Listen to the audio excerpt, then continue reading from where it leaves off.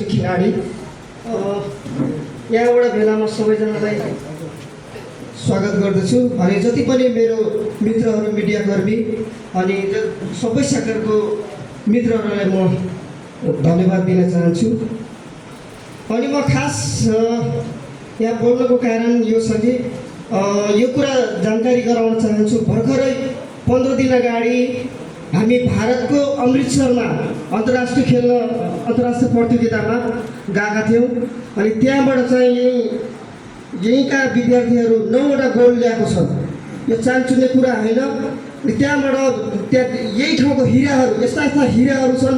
यो ठाउँका खेलाडीहरू जो भारतमा गएर त्यहाँको हाम्रो देशको झन्डा फरफराएका छन् अनि खेलाडीहरू देशको गहना हुन् भन्ने म जानकारी गराउँछु। प्लस हामी अहिले खेलाडीहरू धेरै पीडामा छन्। उनीहरूसँग लगाउने युनिफर्म हुँदैन, उनीहरूसँग खाने डाइट हुँदैन अनि उनीहरू आफ्नै पैसामा हामीहरू च्याम्पियनसिपमा गइराखेका हुन्छौँ।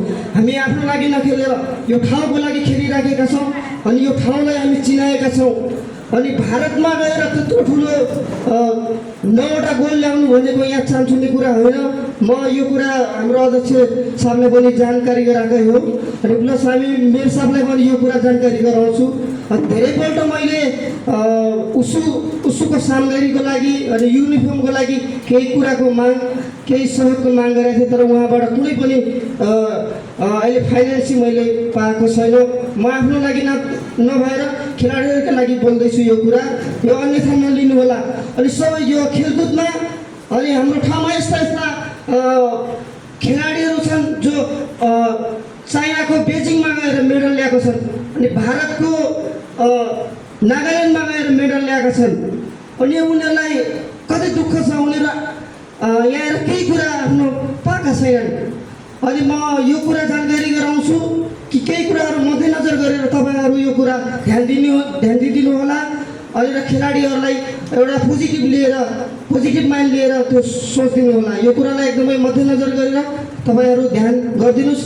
अनि खेलाडीहरूको मनोबलको लागि धेरै कुरा नदिनुहोस्। उनीहरूलाई म भन्छु थोरै कुरा दिए पनि उनीहरूको मनोबल बढ्छ अनि केही कुरा उनीहरू गर्न सक्छ यो ठाउँको लागि। धन्यवाद। म सानो आफ्नो मन्तव्य बाँड्दै सञ्चालिकालाई दिन चाहन्छु। Okay, thank you so much everyone.